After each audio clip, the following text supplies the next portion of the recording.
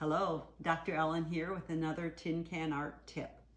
Today I'm going to show you how to make the fluffy part of Dr. Ellen's Tin Can Garden Flowers Fancy Fluffy Sunflowers. So these are the fancy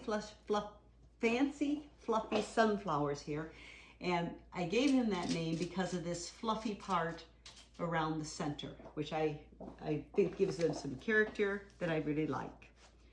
All right. So, oh, sugar plums, I didn't bring this over here.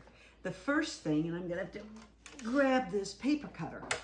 The first part of making the fluffy center is to start with a sheet of aluminum and then cut it into, this is just from a 12-ounce can, and out of a 12-ounce can sheet of aluminum, you can get 3 1-inch strips. And so I'm going to put this in my paper cutter, move it out to 3 inches, at the measure of 3, cut that off. That one's not going to be 1 inch. Then I'm going to move it to 2, and then I have one that is 1 inch, and I move it to 1, and I have 2 others that are each 1 inch. All right, and if you have a real rough side, you might cut that off before you start. In this case, it was pretty smooth.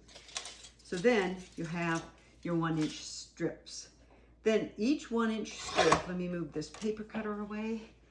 Each 1-inch strip gets cut into, well, let me back up. For one sunflower, you need 6 sheets of aluminum. And out of those 6 sheets of aluminum, you'll get 18, 6 times 3, you'll get 18 1-inch strips. Then you cut those 1-inch strips so that you have 4 6-inchers, which will leave this little piece that you're not using. You'll have 4 5.5-inchers that have a little piece you're not using. 4 5-inchers with a piece you're not using. Then 4 4-inchers, but the 4-inchers, whoops, that's 4.5. You have a 3.5 piece there. And because you have a 3.5, you can use that over here. And the 4-inch, again, you can use that with the next, because you're going to need 4 of those all together. All right, so you end up with 6 pieces, 6 different sizes, 4 of each. So 24 strips like this.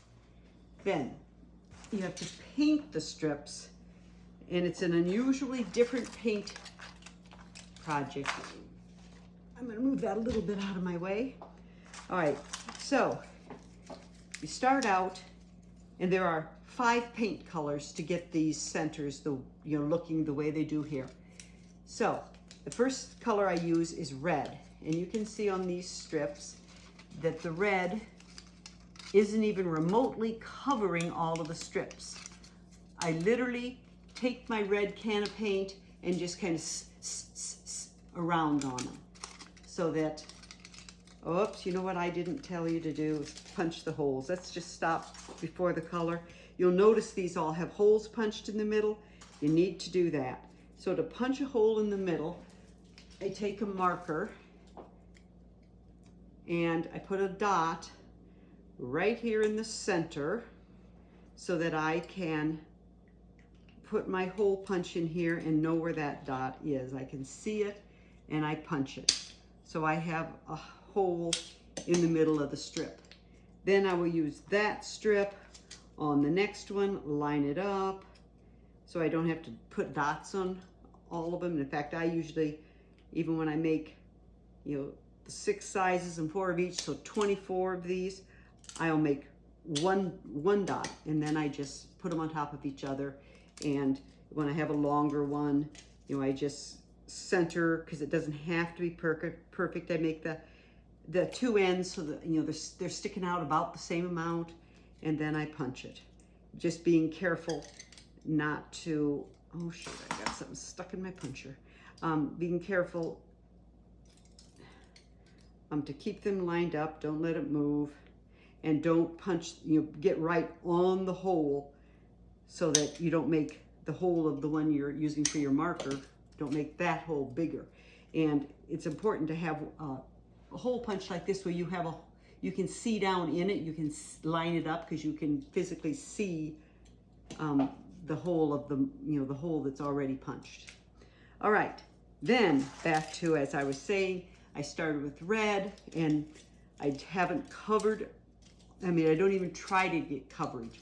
I just spritz across it so that I have some red on most of them. That's what's, mostly I have it on them all, but I think there's one here that, I don't know, I guess they all have a little.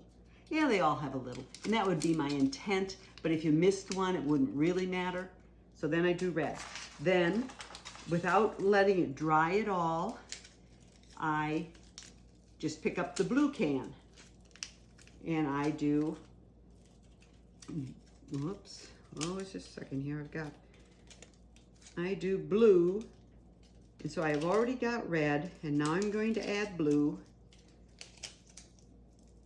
And again, I'm not going to have all the strips covered, like you'll see some aluminum showing. I still see the front of a design from the front of the can, aluminum showing there, quite a bit of aluminum here. There it even says Dr. Pepper, so that'll just be showing. Then I go to gold. So now I've got red and blue and gold. And again, I'm not trying to make sure I cover everything, but I am trying to cover some spots that I didn't get with red and blue and get that with gold. And then I add green. And these colors are listed out in that order in the pattern, so you'll know the order to do them in. And so then I add green. Now I have all 4 of those colors on these strips. And then I take light brown, and I literally hold my can up here and just go real fast over it. So I'm not trying to turn them brown. I'm trying to dull the colors. So I have all those colors still, but they're subtle. There's a better word than dull. They're subtle instead of bright. And so then I end up with that. So once you have them painted and on both sides like that, then you'll end up with strips like this that are subtle colors, of all the colors. And then take the shredder scissors, which is a really good tin can art tool. And I go in about 1 inch. Center my shredder scissors so that I'm not cutting either side off, and I push her down. And then I do the other side. About 1 inch in, make sure I'm not cutting either side off, and go down. And if you do cut an edge off, it isn't really gonna matter, but I still try not to. So once you would have all of these strips all painted, all the colors, and all spritzed with the light brown, and then you'll fringe them all. And that's how you prepare the strips to make the fluffy centers of the fancy fluffy sunflowers. That's the end of today's tip. Please click on the link to visit my Etsy shop and see all the different patterns you can use to make beautiful flowers and other sculptures out of tin and aluminum cans. And if you've enjoyed this video, please like it and follow me to help spread the news and learn about Dr. Ellen's tin can art patterns. I'll be back another day with another tip. Bye.